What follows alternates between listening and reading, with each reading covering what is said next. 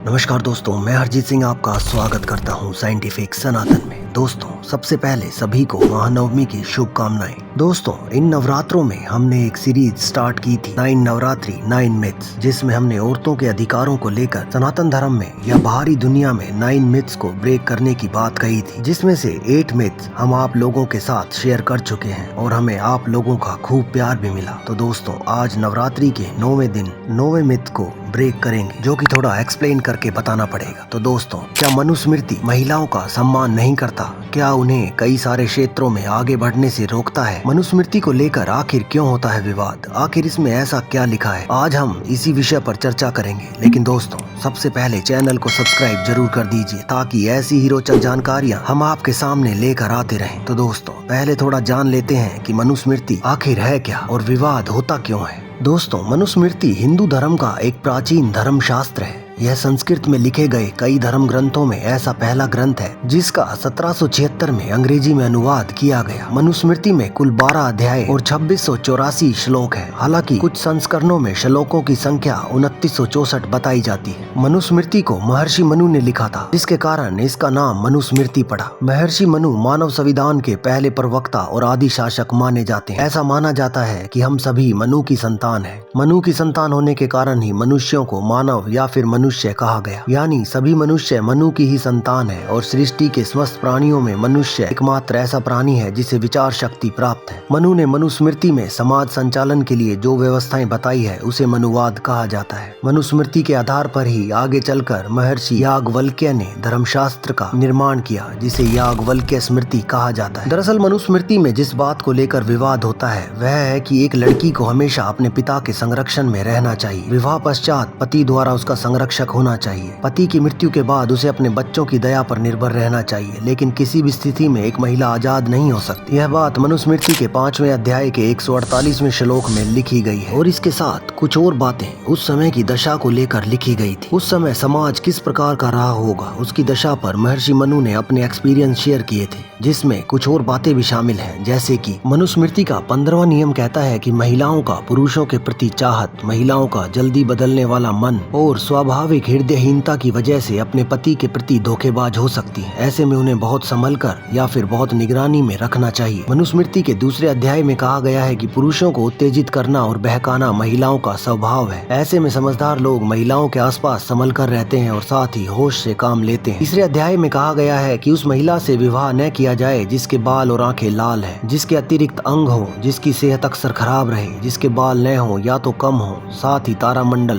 पेड़, नदी, पहाड़, पक्षी, सांप, गुलाम या फिर आतंक से भर देने वाले नाम जिस महिला के नाम के अर्थ के संकेत पर हो, उसके साथ विवाह नहीं करना चाहिए। 11वें श्लोक में कहा गया है कि जिसके भाई न हो या जिसके पिता को कोई न जानता हो, यानी वो लड़की किसकी है ये किसी को न मालूम हो, तो पुत्रिका धर्म की आशंका से बुद्धिमान पुरुष लड़की के साथ विवाह न करे। दोस्तों, इन सभी बातों को एक संकेत के रूप में कहा गया है। जैसा कि हम पहले बता चुके हैं कि उस समय समाज की कैसी दशा होंगी कि महर्षि मनु को इस प्रकार की बातें बोलनी पड़ी, जिसमें लोगों को सचेत रहने के लिए कहा गया है। हालांकि जो लोग मनुस्मृति का विरोध करते हैं वो लोग कभी भी यह नहीं बताते कि मनुस्मृति में महिलाओं के अधिकारों को लेकर क्या बातें बताई गई हैं। जो बातें अभी हमने आपके साथ शेयर करी वो बातें केवल सांकेतिक रूप में सचेत रहने के लिए कही गई हैं, जो कि सभी महिलाओं पर लागू नहीं होती। तो आइए दोस्तों, अब उन बातों को देखते हैं जो महिलाओं के अधिकारों के बारे में बात करते हैं। मनुस्मृति अध्याय 3 श्लोक संख्या 56 में कहा गया है, यत्र नार्यस्तु पूज्यन्ते रमन्ते तत्र देवता, यत्रेतास्तु न पूज्यन्ते सर्वास्त्र अफला क्रिया। मनुस्मृति में आया हुआ यह श्लोक स्त्रियों की संपूर्ण दिशा एवं दशा को प्रकट करता है। मनु के अनुसार जिस समाज में स्त्री पूजी जाती है वहाँ पर देवताओं का वास होता है, और जहाँ पर महिलाओं का सम्मान नहीं किया जाता वहाँ संपूर्ण क्रियाएं या फल असफल हो जाते हैं। महर्षि मनु स्त्री को सुखी देखना चाहते थे, इसलिए उसका उपाय मनुस्मृति में बताया गया है। मनु मानते हैं कि जहाँ पर स्त्रियों को अभाव, दुर्व्यवहार और कष्ट प्राप्त होते हैं वहाँ पर उनके श्राप से परिवार को कई मुश्किलें आती हैं। नारी को सदैव वस्त्र एवं आभूषणों से सजा हुआ होना चाहिए तथा उसे समय समय पर उपहार देना उचित है, क्योंकि इससे स्त्री में प्रसन्नता का भाव प्रकट होता है और उससे सकारात्मक सोच का संचार होता है। महर्षि मनु कहते हैं कि पत्नी पति सेवा के साथ साथ गृहस्थ कार्यों में अपनी भूमिका निभाए, जिससे उसमें उत्तरदायित्व की भावना का विकास हो सके। मनु का कथन है, पति अपनी अर्जित की गई आय पत्नी को दे, जिससे कि पत्नी सुचारू रूप से घर चला सके। यह उस समय की बात है जब स्त्रियां अपने गृहस्थ कार्यों में उत्तरदायित्व के अलावा अन्य किसी प्रकार के व्यवसाय से संबंधित नहीं होती थी। लेकिन वर्तमान समय में स्त्रियां प्रत्येक क्षेत्र की ओर कदम बढ़ा रही हैं, जिसके कारण उनकी भूमिका में बदलाव आ रहा है। नारी की शिक्षा को लेकर मनुस्मृति के श्लोक 2.70 में कहा गया है, वैवाहिको विधि स्त्रीना संस्कारो वैदिक स्मृत पति सेवा गुरु वासो गृहथारो अग्नि परिक्रिया। मनुस्मृति में नारी शिक्षा पर किसी प्रकार का कोई प्रतिबंध का उल्लेख नहीं है, वह किसी प्रकार की शिक्षा ग्रहण कर सकती थी। मनुस्मृति में कहा गया है कि शादी से पहले कन्या गुरु के पास शिक्षा ग्रहण करने का विधान किया गया है। वेदों में बताए गए विवाह संस्कारों के पूर्व स्त्रियों को गुरु के यहाँ अध्ययन व प्रातःसाय होम करने का नियम दिया गया है। विवाह के बाद पति सेवा एवं गृहस्थ कार्यों को करने का नियम है। कुछ विद्वान व्यक्ति मनुस्मृति पर यह लांछन लगाते हैं कि इसमें स्त्री शिक्षा पर प्रतिबंध लगाया गया। तो दोस्तों, इस श्लोक से उनका यह विचार बिल्कुल गलत साबित होता है, क्योंकि इसमें ऐसा कोई भी विचार कहीं पर भी नहीं दिया गया है जिसमें स्त्री शिक्षा को प्रतिबंधित किया जाए। लेकिन दोस्तों, मनुस्मृति काल में बाल विवाह का प्रचलन था, जिसके कारण प्रारंभिक शिक्षा के पश्चात वे शिक्षा ग्रहण नहीं कर पाती थी और गृहस्थ जीवन में बिजी हो जाती थी, जिससे कि आगे की शिक्षा के लिए वे वंचित रह जाती थी। लेकिन इसमें समाज का हाथ था, न कि मनुस्मृति का। विवाह के संबंध में मनुस्मृति के श्लोक 3.21 में कहा गया है, ब्रह्मो दैवसत थैवार्ष राजा पत्य तथा असुर गांधर्वो राक्षस सचेव पैश चटमो अधम।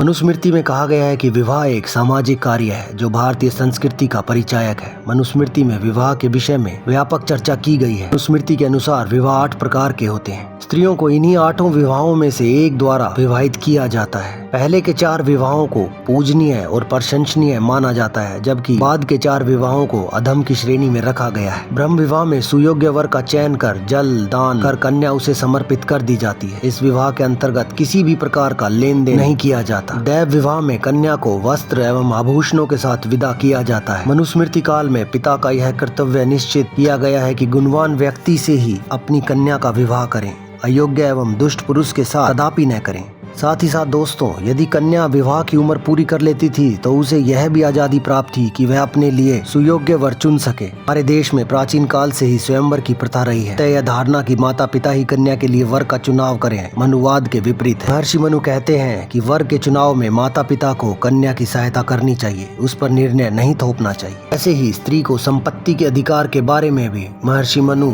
बहुत कुछ कहते हैं। मनुस्मृति में कहा गया है कि पुत्र तथा पुत्री में संपत्ति का अधिकार बराबर होना चाहिए। जिस प्रकार पुत्र है उसी प्रकार कन्या, उस कन्या के रहते हुए कोई और संपत्ति का अधिकारी नहीं हो सकता। माता की संपत्ति पर केवल पुत्री को अधिकार दिया गया है, किंतु पिता की संपत्ति में पुत्र पुत्री दोनों को बराबर अधिकार प्राप्त है। माता को विवाह के समय दहेज के रूप में दिए गए धन पर अविवाहित पुत्री का अधिकार है। यदि किसी पिता के कोई पुत्र नहीं है, उसमें भी पुत्री का संपूर्ण अधिकार दिया गया है। तो दोस्तों, अगर इन अधिकारों को आप आज के समय में समावेश करके भी देखते हैं तो आज के समय से भी कहीं ज्यादा अधिकार उस समय दिए गए थे। इसी के साथ साथ मनुस्मृति नारी अपराध के विरुद्ध दंड की भी बात करता है। मनुस्मृति काल में नारी के प्रति अपराध वैसे ही थे जैसे वर्तमान समय में है। उस समय स्त्री को भोग की वस्तु समझकर छेड़छाड़ करना, पीछा करना, प्रहार करना और बलात्कार जैसे अपराध किए जाते थे, जिसके लिए कठोर दंड का प्रावधान था। मनुस्मृति में इस ओर इशारा करते हुए श्लोक नंबर 8.363 में लिखा गया है, यो अकामा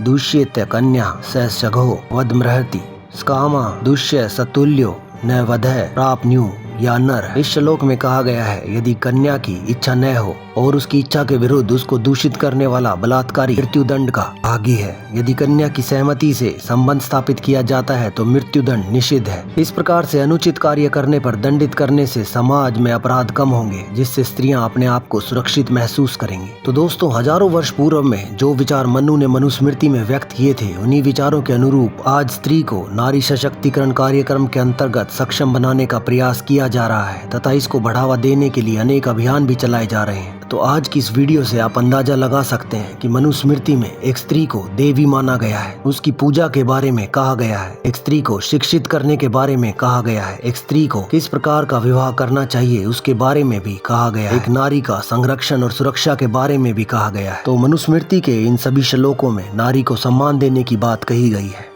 और वो किसी भी प्रकार से एक नारी को उसके अधिकारों से वंचित नहीं रखना चाहते। उन्होंने नारी को हर एक क्षेत्र में आगे बढ़ाने की बात की है, लेकिन आगे बढ़ने के उपरांत उस समय के समाज को लेकर कुछ बातों के साथ लोगों को सचेत किया गया है, साथ ही साथ नारी को भी सचेत किया गया है। हर एक समय में हर एक वस्तु का, हर एक व्यक्ति के दो पहलू होते हैं, एक नेगेटिव और पॉजिटिव। मनु ने मनुस्मृति के अंदर औरत के पॉजिटिव रूप को भी रखा गया है, औरत के नेगेटिव रूप को भी रखा गया है। जिन लोगों को पॉजिटिव अर्थ समझना है वो लोग उसके पॉजिटिव अर्थ को समझकर आगे बढ़ते हैं और जिन लोगों को नेगेटिव अर्थ समझना है वे लोग उसकी बुराइयों में लग जाते हैं। तो दोस्तों, आज की वीडियो को लेकर आपके मन में भी कोई सवाल है तो कमेंट बॉक्स में जरूर अपने विचारों को शेयर करें और साथ ही साथ वीडियो को भी शेयर करना ना भूलें। तो देखते रहिए दोस्तों।